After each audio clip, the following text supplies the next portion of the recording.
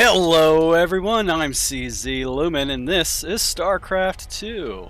What I have for you here should be a pretty short game, and what I mean short is about 10 and something minutes. I'm going to go ahead and start posting the actual time here, so that way you can actually have an estimated time of how long it takes to actually go through the game versus any time I do the battle breakdowns. I'm going to try to I'm going to keep the battle breakdowns to the end of the match if possible, unless something looks particularly interesting. And do note that the first number that I call out is going to be the upper right hand Protoss playing by Rostock right here. And the second number is going to be the Zerg player played by Coat. Now, right now we have an even worker count. We do have a spawning pool up first, and basically just that kind of like a slower opener for the Zerg player. Both sides are going for what looks to be standard, or at least when I say standard, I mean build up with a 1 base and get your production out and then expand. So that's, to me, that's what's standard. A little bit fancy stuff is building either a 2nd base first or some sort of like rush towards something. That seems a little irregular. Something that's a little bit more skilled than just building up your base a little bit and then expanding. So we have a pretty good wall off by the Protoss player. I'm going to move forward just a little bit, make it a little bit faster. We have 1 zealot out. That is going to help protect this little walkway right here and create a nice little wall off. So that way Zerg, as he comes over here and spots this or takes a look, Zerglings can't do a nice little run by and go in and just obliterate as many of these Protoss probes as possible. Speaking of which, we do have 4 Zerglings on the map, 6 Zerglings actually. Are any of them in here? No. Okay. So yeah, we have those 6 Zerglings here on the map. Pretty good defensive position. Second hatchery does go into like the 3rd area, and those speedlings do knock out. Oh, nope. Where are those adepts? Those adepts do run away pretty quickly. Not a whole lot done from what I can see. Yeah, nothing died. That's actually pretty impressive. I'm going to slow it down here because it looks like this game is actually getting underway. 1 Zergling does go down, probably trying to take down the wall here. Is this we're gonna have a bangling nest? No, we have roaches. Roach Ravager is already on the board. I'm just a little bit slow here. 27 to 17 workers, Protoss in the lead on the economy, which is not really what you want as the Zerg player, because normally the Zerg is going to be behind or trade worse than the Protoss. So this Zerg is playing a very aggressive style here, just fighting at the gates. Zerglings are battling out as much as possible. This game might be a struggle for the Protoss. This shield battery is actually out of energy, which is a bit of a surprise. Ravagers are doing a good job just flinging their corrosive biles. That sucked for that adept right there, just running into that. Man, it's hard. It's actually visually difficult to actually look at these Zerglings with these wings, these speedlings here. That is a little bit distracting. Like, look at that. That is... Anyway, that's loud. That's extremely visually loud right here. So a little bit of back and forth. The Zerg player is definitely keeping this Protoss busy at the front gates, doing really a fantastic job here. This is as a fellow Zerg player, I'm really enjoying this. What's the loss ratio? Zerg has lost more, so I can't really say if this is necessarily worth it. Not much has got done aside from breaking down that wall in, but we have so many shield batteries here. This is going to be a tough nut to crack. If any kind of push is actually happening, this is really a lot of defense. No economic damage has been done. Just this probably has stressed out the Protoss player just a little bit in trying to deal with this constant harassment. Yeah. Roach? I mean, like, no roaches, just Ravager Speedlings. Dark Templar has hit the field. Where's that Dark? There it is. We have a Dark Shrine that is up. Another Cybernetic. 2 Cybernetic scores? Huh. Alright. 2 Cybernetic scores are up. Where's that Dark Templar? We have 2 Dark Templar that are currently on the map. And what I discovered is that there's actually 2 different Dark Templars. Oh, what's this? One Dark Templar has shooed the Zerg away. They do need to get a lair as soon as possible if they're going to have any kind of vision. Spore Crawlers are coming up here to try to protect against those Dark Templar, and this has just totally turned the game around completely. In every sense of the word, because instead of fighting at the front door of the Protoss, now the Protoss has... Oh, look at that. This is going to be rough. This is really going to be a rough game for Zerg, isn't it? We have we have 2 queens over here, no drones over here, so... But yeah, those Dark Templar really just like shifted the entire fight of this entire match. Zerg does run down that little bit of an army that was trying to roam the map and explore, but this is definitely not what you want as a Zerg player. In fact, this really isn't what you want as any kind of player. Where is that layer? No layer up to get an overseer. How many drones have gone down? 15 drones! That's some hefty economic damage, especially since the Protoss is ahead. 39 to 24 workers. That economy is hard to shake off. The Protoss does have 2 not fully saturated bases, but definitely gives them a pretty good economic advantage against the Zerg, even though the Zerg does have 3 bases. The Zerg is going to have to really work in overtime, droning up as much as possible, and take a breather in terms of building up a military force. Although they are ahead in the military force, 18 to 30, Zerg is going to need to keep that lead, keep up that map control, and really do as much denial as possible at this point, especially if the Zerg is going to refuse to go lair, which is... Again, this is... Okay, there's the layer coming up here. Kind of surprising. I'm really surprised. One of the first things I do is actually build a layer as a Zerg player, but I'm not a very good player, so... Third Nexus is coming up for the Protoss to really take advantage of that worker advantage. At least was going to take advantage of that worker advantage, 46 to 43, but this is evening out quite well. All future attacks up here, especially, it's going to be really difficult with all these shield batteries. I don't know how much shield batteries do cost, but this was definitely a pretty hefty advantage and a potential setback for the Protoss if this isn't used again. And hey, if you can get your opponent to spend money on things that they're not going to use, that puts you in the lead.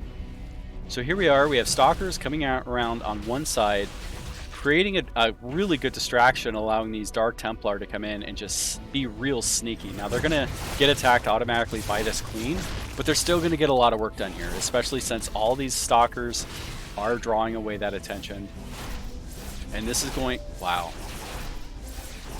Straight up destroyed that Spore Crawler and that hatchery. Yep. And that's... Zerg needed that a long time ago, but... Yeah. You need to also research that Overlord speed. God, look at them go. Just annihilating that army. What's being attacked there? Oh, okay. They were being recalled. Smart move to actually do a recall. Zerg still ahead. Zerg is still behind on the trade, so Protoss is doing a fantastic job keeping as much attention as possible against the Zerg player. This is definitely not what you want as a Zerg player. Like, you need to be one base up, and as well as like a full saturation of workers up. This is getting set back here is definitely in favor of Protoss. Good job on the Protoss. Army supply is 42, 30, 34. So that's just one more thing that the Protoss has going for it. Yeah, with those Dark Templars up, this person needed to knock out that Overseer as fast as possible, but that did not happen. Looks like these Stalkers are going to clean up this mess pretty nicely. Wow, GG is called by the Zerg player, tapping out. Protoss winning, taking a victory. Really good engagements here, I gotta say. Especially Protoss is expanding here, really maximizing that economy. I'm gonna go back here just a little bit. I want to see that fight. Where is that? Do do do do do.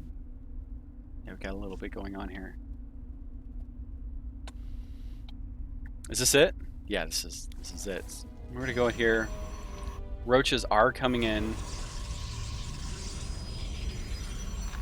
Tough call. I want to know what your thoughts are on this battle. If you think Zerg could have played this better, or if Protoss could have played this better. Now it is a little difficult to. Okay, so this is the Zerg perspective here. Zerg is trying to break this as much as possible. Let's look at the Protoss. This is the Protoss perspective. Just taking a look, trying to defend this as much as possible. And this is a scary moment too, because if these Zerglings actually do make it through, which for some reason like they decide to go after the Stalkers here, they get cleaned up pretty nicely, but you do not want Zerglings in your base. They knock out probes real quickly. And so now we have the Ravagers at the front door just trying to whittle down this base, or these, as much as possible. Glory to the Daylong. Yeah, really just getting those shield batteries up to try to defend this as much as possible. Zerg doing superficial, I don't want to say superficial damage, but knocking out a production building isn't necessarily much of a win, especially if you're getting behind here. And there's not a lot of progress you can make there, even from the Zerg's perspective. If we look at the Zerg's, like, this is what the Zerg sees here, and this is like, yeah, you did break this open, but one, at what cost at this point? Not much. That's not much of a loss here.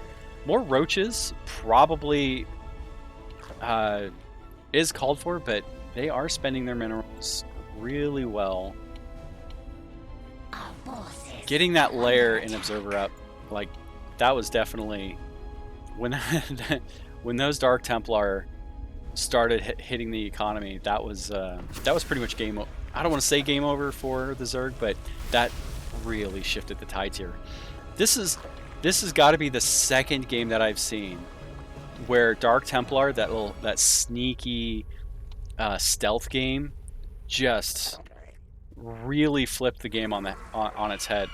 I'm gonna say, like, one of them was last week sometime, one of my earlier castings. It was basically just this complete base trade, and these Dark Templar were just doing a phenomenal job just switching the game around. And so basically both sides have to, like, it was a base exchange here. Our drones are under attack. Yeah, here it is. Our forces are under attack. Yeah, that's... The hive cluster is under Yeah, going in all Templar, or Dark Templar here, was definitely... because he did manage to... yeah, he builds more Dark Templar here and knocks this out. I mean, imagine, just imagine cranking out as much Dark Templar as possible, and then, like, yeah, see here, now we got this going on again. Which, again, this is keeping all the focus here by the Zerg player away from the front line and having to deal with this. So now, yeah, he sees this. Like, that's a problem. That is a constant problem. And you're not breaking that wall. Our forces are under attack. You're not breaking through this. There's so many shield batteries here. There's just not much you can really do. And this, I mean, Our forces are under attack. what a rough game. This had to have been stressful for the Zerg player. This is like the Zerg perspective here. So soon we're going to start seeing the Dark Templar hit the map, run across here. Where is it?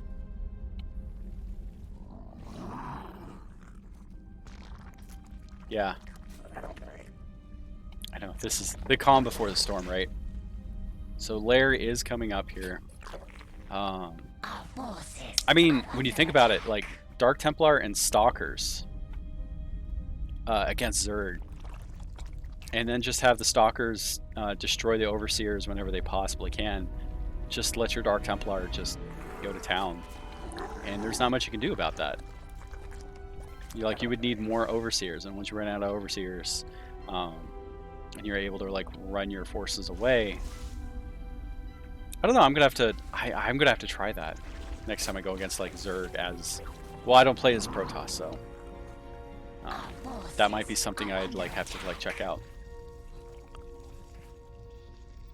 I'm really waiting for the Dark Templar to come on here. Where are they? Okay, they are on the map. That's funny. I click on them. They are on the map.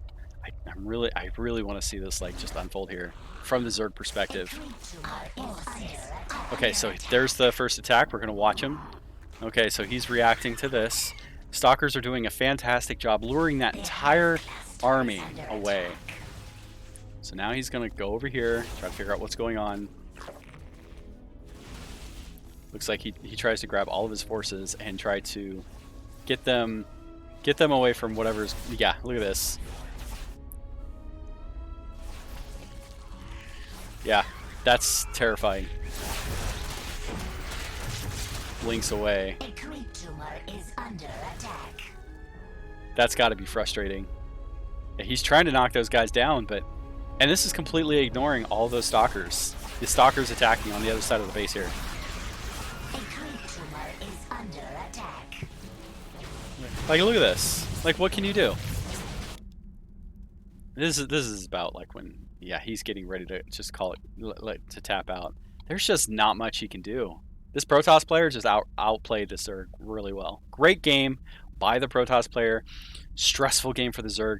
Great job in the very beginning here for the Zerg to actually like just put a lot of pressure on this and keep them at the front door. So I hope you all have a good night, and I hope you enjoyed this game, and leave any comments or anything down below. Please subscribe and like the video.